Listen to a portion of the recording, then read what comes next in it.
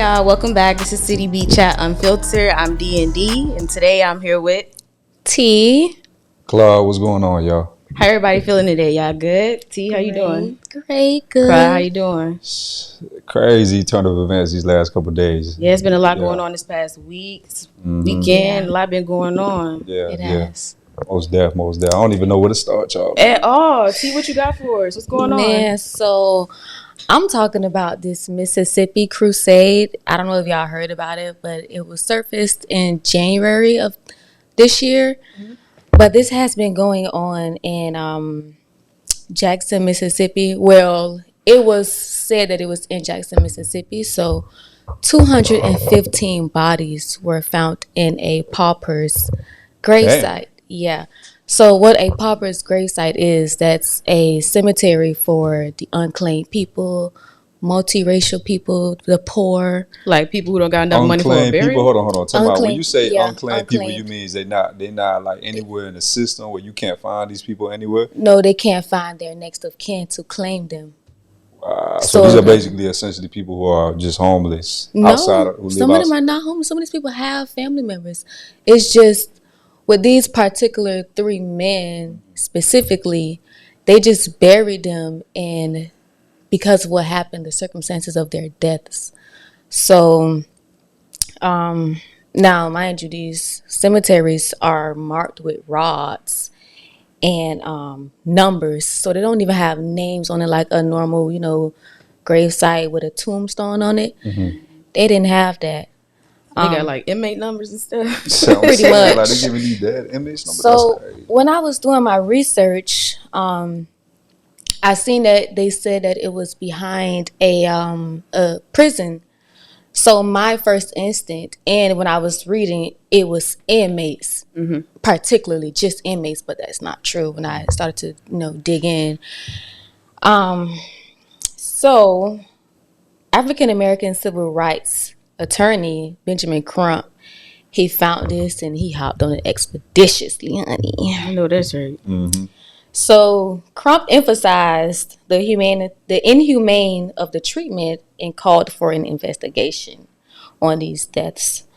So he was stating that it's unclear if it was caused by racism, prejudice, or bigotry.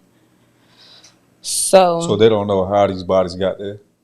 Right. They didn't investigate their deaths. They didn't contact their family members. None of that. So it's like red flags. Just how many days it took them to find those bodies? Like how many 2 days years. were they? 2 years? Actually, no, they found the bodies immediately when they, But the main thing is how long it took them to contact the family members. Mm-hmm. That's the main thing. So is the prison that the bodies are buried behind, is that prison in use? I mean, yeah, it's Hinds County. Hinds County. So it's it's outside of Jackson, Mississippi. Mm-hmm.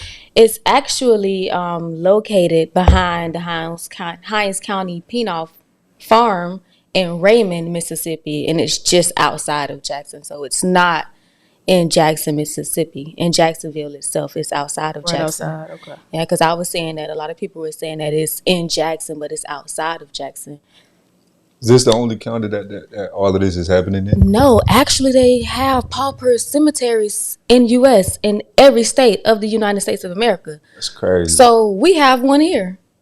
Man, I'm not going to lie to y'all. Y'all want to know something crazy? Now that you're talking about this topic, the other day, I think 2 nights ago, I had a dream. And my dream was it was a zombie apocalypse. And I'm trying to tell you, like the first wave of zombies hit, and I survived that shit. I don't know how I did, but I survived it. Right. But the first wave of zombies hit, and now you telling me all these, what is it called again? A pauper cemetery. A pauper cemetery with all these people.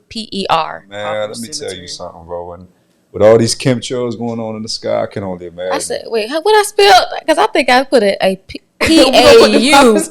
Pauper there. Yeah. But in Mississippi, those southern states and everything, it's still a lot of, because slavery was based in the South. Mm-hmm. So I just feel like, we don't know, but maybe majority of the people that are buried there are African American because they feel like shit. We ain't nothing to really have a funeral or a real proper burial for no way. So just throw their ass in the back. Throw their ass in the back. Right. And it's all minorities, all black. It's all multiracial.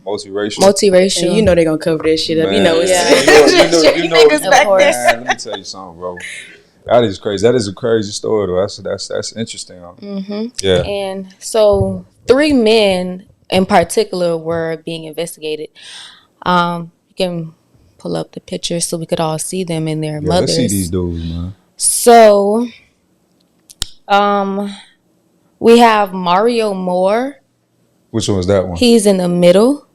That's okay. That's the guy the man in the middle.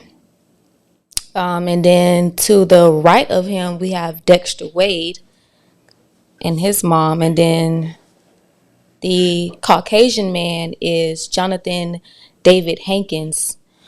So, this is crazy. Let's see it.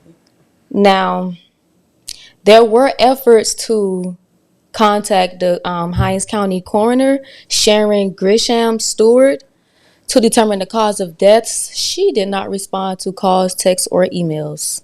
None of that. Wait, so what were these men being investigated for? Their deaths. Their deaths? Yeah, so they're part of the people that died in that batch? And they were buried there. So, but why out of all people are they investigating them, though? Because their cause of death. The cause of death, what was their cause of death? So with Mario Moore, Jackson police found, so this is what I seen verbatim. I'm reading here. Jackson police found Moore after unknown assailants had beaten him to death, wrapped him in a tarp, and left him lying in Gonda Street on February 2nd, 2023. Moore's family found out about his death from a WLBT report. So they found out about his death on the news. Man, imagine finding out about your family's death through another source. And the source being everyone knows the news. Like, that's crazy, bro. That must be devastating towards a family. It is. Now get this. I'm not telling y'all about the time limits. He died February 2nd, 2023. His family found out about his death October 9th, 2023. So February. January, February, March, April, May, June, July, August, September, October, 8 months. And you just found out that your family member is dead. That's tragic. And buried. That shit crazy. And buried. Not just dead, but also buried. So you didn't even get a proper So who goodbye. doing the burying? I need to know who doing the burying. I'm trying to tell you, man. The coroners, the Pauper cemetery. It's people that work in the cemetery, so they're doing the burials. So the coroners and the cemetery, they work together, and the police department, because the police department sent them to the morgue, which are the coroners, and then the coroners / morgue sent them to the cemetery. That's crazy. Yep. Like that, I ain't gonna lie, we need Batman, y'all. Batman is crazy. We need somebody I don't even to think play a Batman superhero. can save us in these times. Nah, we need Batman. We need Jesus. We need Jesus. We need like, to send the flood, okay? No, don't send the flood now. Don't say that now, boy. None of us are surfers around here. We're not surviving that. We not. Nah. But that is a crazy story, though. All over the United States is happening like that. Or it's just in Mississippi, well, outside of. So it's a pauper cemetery is in every state, which the before I get there, let me finish up these names because this is just crazy. And then we have Jonathan Hanks, the Caucasian guy. They found his body in a hotel on May 23rd after an apparent overdose. I knew it was overdose. I knew you was going to say overdose. That's crazy. Them type of dubs. I'm sorry. Don't do stuff like that. I knew. Crazy. I mean, I said the same thing. Yeah, not to stereotype it, but in my head, maybe I shouldn't have that type of characteristic, but I stereotyped them. I'm sorry. Yes, ma'am. Rest in peace. We all be Rest his soul. stereotyping. That's what it is. This the one that got me the most with Dexter Wade. That's the one in the middle. Right. No, that's the right. That's the one to the far right. That's his mother holding this picture? Yes, that's his mom. They look so hurt. I'm sorry. Yes, she do. And believe me, that's not even the beginning of her grief. So an off-duty officer driving an SUV along Interstate 55 struck and killed Wade on March 5th as he attempted to walk across the expressway.